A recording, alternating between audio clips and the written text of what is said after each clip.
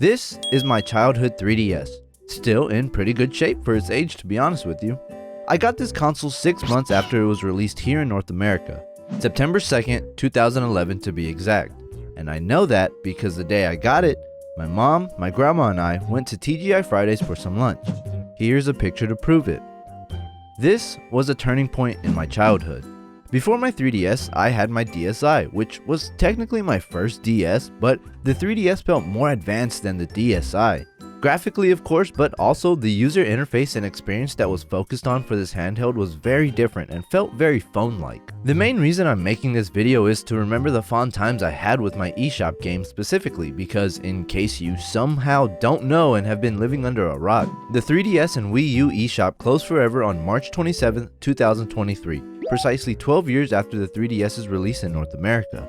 I'm not gonna sit here and act like I played hundreds of games from the eShop when I was younger because, like I said in the beginning, I really only had a few games and kinda got them sparingly as a kid.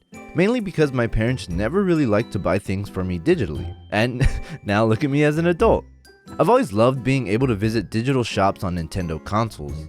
It gives you the whole window shopping experience that you would have as if you went to a physical video game store just in the palm of your hand now. As a kid, I remember how much of a treat it was to get one of these eShop cards whenever my mom felt like the time was right.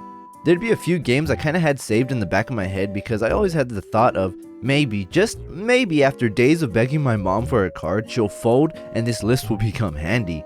Loading my account with funds, buying the game I wanted, and then having a few extra dollars in my balance was part of the system I had. It allowed for me to repeat the process and stack up extra monies for more games. If it's one thing Nintendo knows how to get right with every digital shop they've had so far, it's the music. Forget about the utter silence from the Switch for a second. The 3DS's eShop music was simple and smooth, but absolutely amazing overall. I remember listening to this track for probably a couple of hours as it sat on my dresser whilst I worked on whatever was in my room. It's a nice transition from what the DSi shop was, which felt more poppy and playful. The 3DS's eShop theme reminded you that this console was way more advanced than the DSi. Hell, I remember watching YouTube and Netflix on this thing at times. The eShop allowed for so many more games to be discovered so that you didn't have to spend the full price on a physical game. Here are the games I had as a kid, with small notes because this isn't a review video and I just wanted to take a look back on these titles. Pushmo. I'm a sucker for puzzle games, so having a game like Pushmo where the objective is to make it to the top of the climbing toys called Pushmo allowed for me to stay occupied for so long. I remember coming back to this game even years after it came out. Sakura Samurai, Art of the Sword. This action-adventure game was based on timing attacks and precise movements as you traveled from field to rescue the legendary Princess Cherry Blossom. The game is beautiful and has so many different and cool aspects to it, such as item shops and minigames. It just pulls you into this cherry blossom filled world. Dylan's Rolling Western.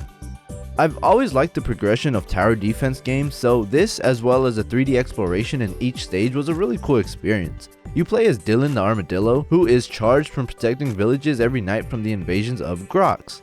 I won't lie, this game was kinda difficult for me as a kid because I guess trying to keep up with everything going on was kind of hard. Mutant Muds. Oh man, you best believe as a kid I loved pixel art and platformers. What better way to combine them than in this 2D 12-bit game? But it gets even better because this game uses a 3D function of the 3DS in order to help the viewer see the stage split into a background and a foreground. This game has just a quirky art style as well and will stay connected to my 3DS memories. Freaky Forms. As someone who spends too much time on character creation, this game was perfect for me as a kid. Being able to make my own creature and explore a 2D planet was different at the time. This game kind of reminds me of Spore a little bit, so it's kind of nice. Johnny Kung Fu. I'm gonna be totally honest here, I bought this game towards the very end of my 3DS grinding stage as a kid, so I don't remember too much about it. It's inspired by old retro Game & Watches on the bottom screen, and then as you make your way up to the top screen, it turns into a full-on beat 'em up. I don't really remember playing this game much, so here are my virtual console games. I don't really need to talk about these much. Radar Mission, just like Battleship. Punch-Out! How do you not know Punch-Out? Game & Watch Gallery. How do you not know Game & Watch? Super Mario Land 2. It's Mario. Kirby's Dream Land. Do I really have to explain it? and the 3D classics Kid Icarus and Urban Champion. I bought these because of the way that these 3D classics were advertised, but I soon realized that I don't think I'm much of a fan for NES games. A lot of these virtual console games I bought because they were cheap and were part of my quote-unquote free game idea that I had with leftover change from my eShop cards. Although I didn't play my 3DS as a teenager much, there were still a few times where I would pick it up and play a lot of these games, mainly because I had no idea where my game cases were.